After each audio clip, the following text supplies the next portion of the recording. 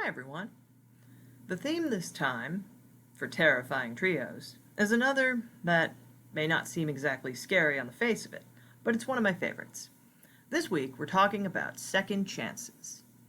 The movies and book here all deal with people having another chance to create life, or fight evil, or even return from the ranks of the undead. Quick content warning. The following films and book contain but are not limited to grave robbing, violence against women and threats thereof, the dead returning to life, making things with dead body parts, blood, so much fake blood, a book bound in human skin and inked in human blood, death by stabbing, guns, self-mutilation, in this case the removal of a possessed hand, zombies eating brains, and more. Viewer and reader discretion is advised. Our first movie this week is the 1935 classic, The Bride of Frankenstein, directed by James Whale. By the time he made this movie, James Whale had already directed Frankenstein, The Old Dark House, and The Invisible Man. And in returning to the world of Frankenstein, he seems to have made a movie that shows the best of his three previous horror films. Boris Karloff returns for the second of three movies in which he played Frankenstein, and the scene with the blind hermit in particular shows why this performance made him a star. Everything in this movie is really lovely. The music, sets, and performances are all incredible, and reflect the fact that Universal really wanted James Whale to make this movie, which meant a bigger budget than previous Universal horror productions, which, with Dracula being the first, were reliably profitable throughout the 1930s. Bela Lugosi, sadly, never became the star that Karloff was, but they were apparently friends and were in several movies together, including some based very loosely on the tales of Edgar Allan Poe. The prologue of this film, in which Elsa Lanchester plays Mary Shelley, later she plays the bride, is a clever framing device that did raise the ire of censors at the time. The décolletage was a bit much for 1935. This means a low-cut dress. It also allows Lord Byron himself, played by Gavin Gordon, to recap the entire first movie in just a brief flashback.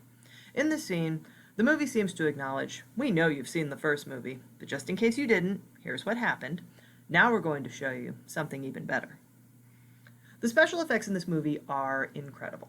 When Dr. Pretorius shows off his collection of tiny people in bottles, even a 21st century viewer might well wonder how this was done so well almost a century ago. This is a movie that even if you've never seen it before, you've seen its legacy in other movies, Young Frankenstein in particular, which made use of some of the original sets from the Frankenstein films, and reimagined scenes from both of Karloff's first two Frankenstein movies. Pretorius' toast to Dr. Frankenstein, to a new world of gods and monsters, certainly predicts cinema for the next 90 years, horror in particular. Of this film, Roger Ebert once wrote that horror taunts us, that reality is an illusion. While I wish The Bride had much more screen time, this film is a classic for a reason. Our next movie is Evil Dead 2, the beloved horror classic which in many ways is director Sam Raimi's Bride of Frankenstein. In the original Evil Dead, our hero Ash is one of a group of 5 college students who gradually succumb to the evil they find in a remote cabin. This movie is rated NC-17 for a tree that rapes one of the students, but Evil Dead 2 is rated R, and as such is still incredibly gory, while also leaning into comedy more than in the first film. Again though, this is a sequel that seems to say, we'll catch you up on what happened in the first movie, which you should still watch, but we have more money this time, so this is going to be a better movie. And it is. Here we begin the story in media res. Evil Dead 2 starts by explaining what the Book of the Dead is and why it was in the basement of the cabin in the first place. Instead of being a part of a group of friends, Ash is explained as having been on a trip with his girlfriend Linda before a night of horror in the cabin that ended with her death. Of course, the demonic forces at work here won't let Linda really stay dead. She dances, headless, in a very fun stop-motion animation scene. Ultimately, Ash has to struggle to survive against the living and the dead. When the daughter of the cabin's owners, a woman named Annie, arrives at the cabin looking for her parents, it certainly seems logical that our bloodied and half-mad hero must have murdered the previous occupants. But ultimately, Annie's knowledge of the Necronomicon, a book made from human skin and blood, helps everyone to realize what has been unleashed, and that they'll need to work together to survive the night. Though of course Ash alone winds up in the third film, where he has been transported to the distant past with his chainsaw hand to do battle against an army of Evil Dead. Ash, played by Bruce Campbell, is of course the star of this film. With an expressive face that really sells the absurdity and terror of the situation in the cabin, He plays slapstick and horror with energy and aplomb, though he is very often out of his depth when it comes to fighting deadites. Quick to adapt and thankfully not being a humorless action hero, viewers rooting for Ash can see that he's probably doomed, but his determination to survive his increasingly terrible fortunes is admirable. Who among us isn't doomed after all? Yet we fight to survive the night anyway. Happily, a new Evil Dead film is coming in 2022, though Ash has finally hung up his chainsaw, and this film will feature new characters doing battle with the demonic dead. Our book this time is Warm Bodies, which also spawned an entertaining film in which John Malkovich really doesn't want his daughter dating a zombie. Also, Rob Corddry is there, as the main character's zombie best friend. Oh, and there's a prequel and sequel to this novel, all written by Isaac Marion.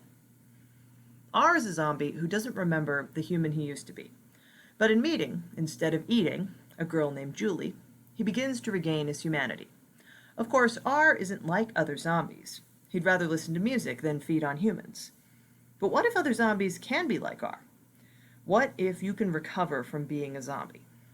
And if R can heal, what does that mean for the world in which the zombie apocalypse changed everything? Second chances are an important part of life, but can the living forgive the flesh-eating dead? This fun novel was published right around the time that publishers seemed to be trying to find a creature that would follow the vampire boom that included the Twilight Saga, Vampire Diaries, True Blood, and so on. Both zombies and merpeople were considered. There were a lot of novels about both out there at the time, but neither had the same bite or made quite the same splash. See what I did there? Ultimately, this enjoyable tale of zombie horror and romance has the gore that horror fans want and the introspection that many of us want in tales of monsters. Because if anyone can become a monster, maybe it's possible for monsters, even human ones, to do better and find love in the process. Though they might kill and or eat some people along the way. Thanks for listening, and I'll see you again soon with another terrifying trio.